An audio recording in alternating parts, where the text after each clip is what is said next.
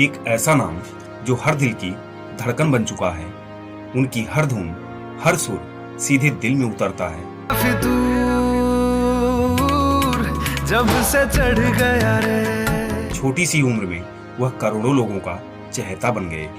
लोगों के बीच इनके गाने का ऐसा खुमार है कि हर डायरेक्टर और फिल्म प्रोड्यूसर इनसे अपनी फिल्म में गाना गवाना चाहता है।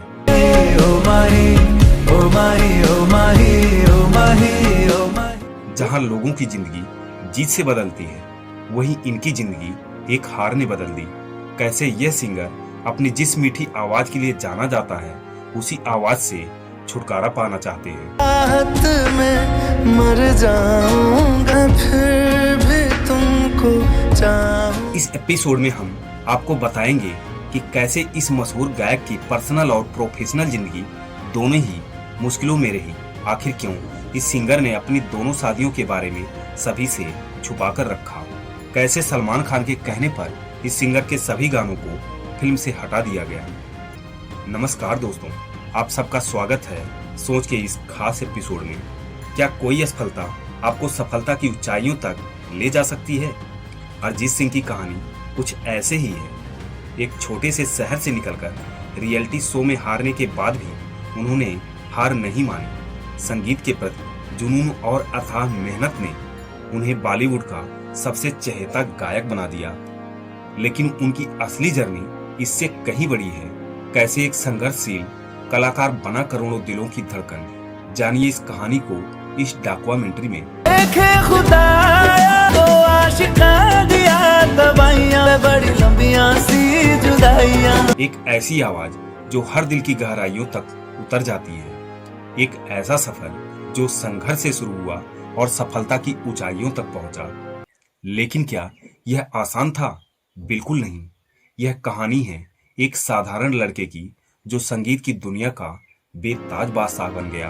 मेरा उजला सितारा तेरे नाम की अन्ना मेरे आ मेरे आ। 25 अप्रैल 1987 पश्चिम बंगाल के मुर्शिदाबाद जिले में एक साधारण परिवार में जन्मे अरिजीत का संगीत से नाता बचपन से ही जुड़ गया था।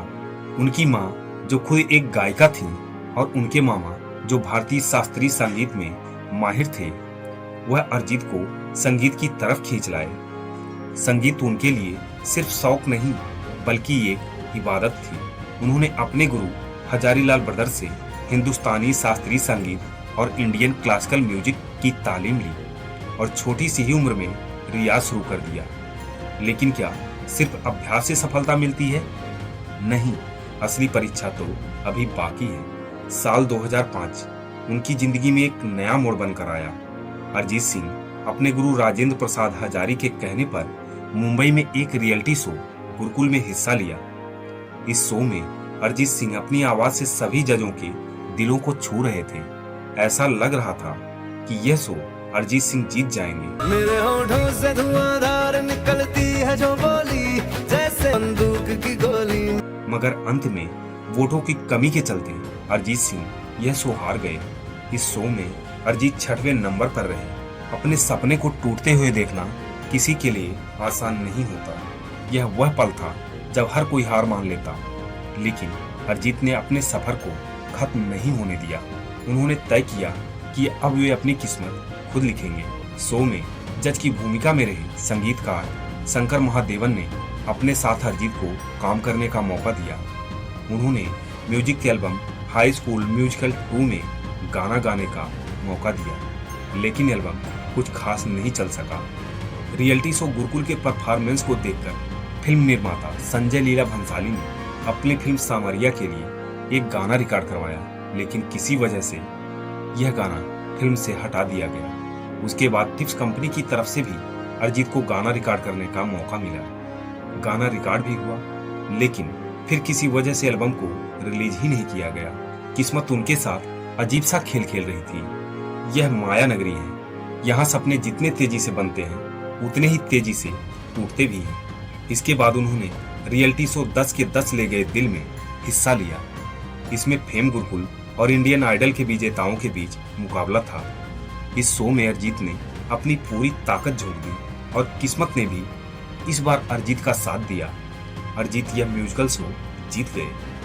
शो जीतने के बाद भी अरिजीत को काम नहीं मिल रहा था। इस समय बॉलीवुड में कई बड़े सिंगर पहले से ही लाइन में लगे पड़े थे। ऐसे में अरिजीत सिंह को काम मिलना काफी मुश्किल था। अपने आप को एक मौके की तलाश में वह मुंबई में डटे रहे और यहाँ अरिजीत ने बतौर म्यूजिक प्रोड्यूसर कई संगीतकारों के साथ काम किया। उनके पास हुनर तो था ही, लेकिन पहचान नहीं। छोटे स्टूडियो में कोने में बैठकर वे कई रातें जागकर काम करते, बैकग्राउंड सिंगिंग करते, लेकिन उन्हें वो मंच नहीं मिल रहा था जिसकी उन्हें तलाश थी। क्या अब भी किस्मत उनका साथ नहीं दे रही थी या फिर कोई बड़ा चमत्कार होने वाला था? साल 2011 आखिर वह साल आया जब अरिजीत को पहला ब्रेक मिला। फिल्म मर्डर 2 का गाना फिर मोहब्बत करने चला है तू, यह इनका बॉलीवुड में डेब्यू सॉन्ग था और इनकी जिंदगी का टर्निंग पॉइंट भी।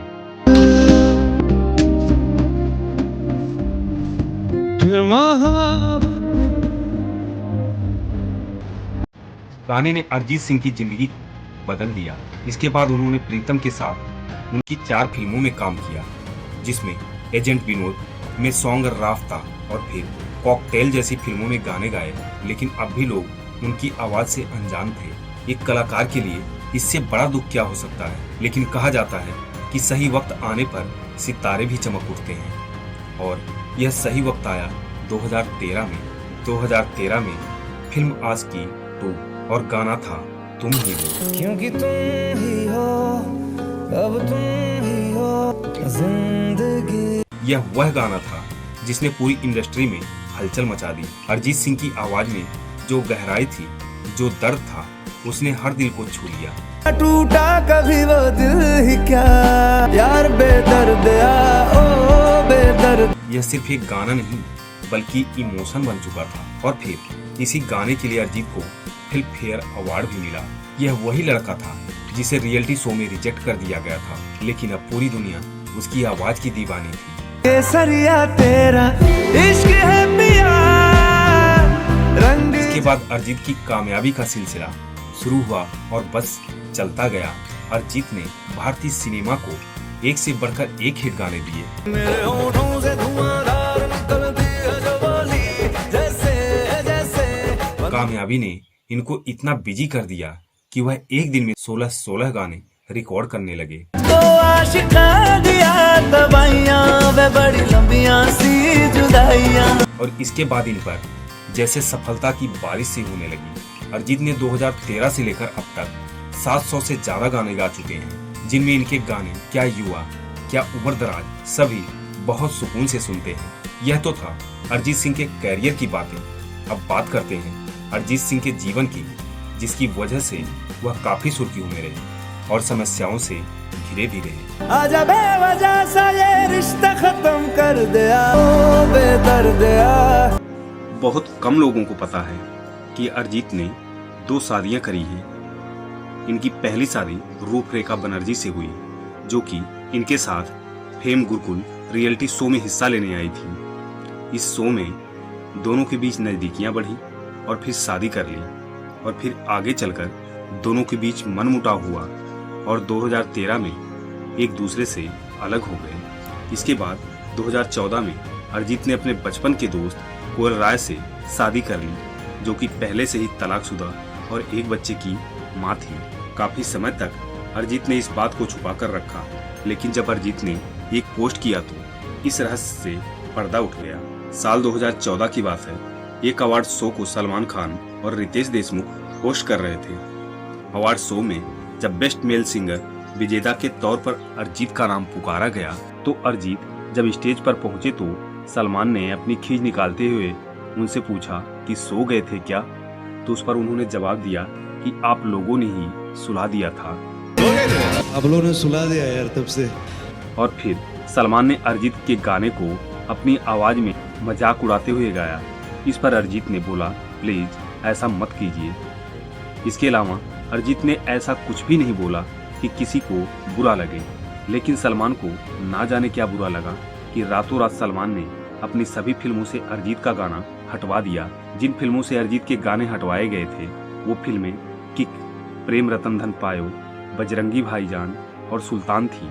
हालांकि यह कोई पहला मामला नहीं है कि सलमान ने किसी एक का कैरियर बर्बाद करने की ठानी हो, बल्कि ऐसे और भी उदाहरण मीडिया में आते रहे हैं। हालांकि फिर भी अरिजीत के पास काम की कमी नहीं थी और एक के बाद एक हिट गाने देते रहे।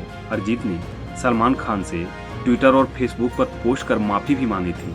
भाईजान माफ़ कर दीजिए, शायद मुझसे गलती हो गई है, मैं आपका छोटा भाई हूँ, अपनी फिल्म से मेरे गानों को मत निकालिए।